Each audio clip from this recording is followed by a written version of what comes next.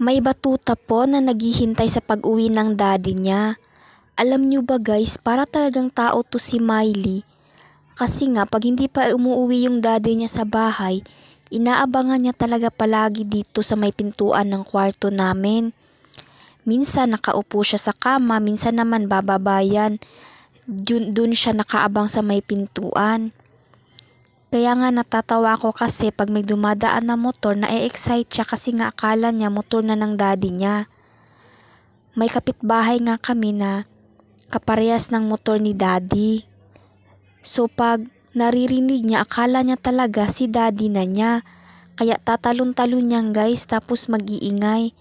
Tapos matatawa ko kasi nga siguro iniisip niya bakit ang tagal pumasok ni daddy. Yun pala, hindi pala motor ng daddy niya, sa kapitbahay pala namin. Kaya minsan pinagtatawanan ko talaga siya guys. Alam niya kasi yung ingay ng motor ni daddy.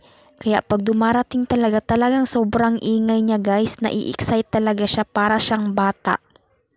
Lalo na guys, pag nakikita na niya yung daddy niya na papasok dito sa bahay, ay to the highest level yung excitement niya at talon niya guys.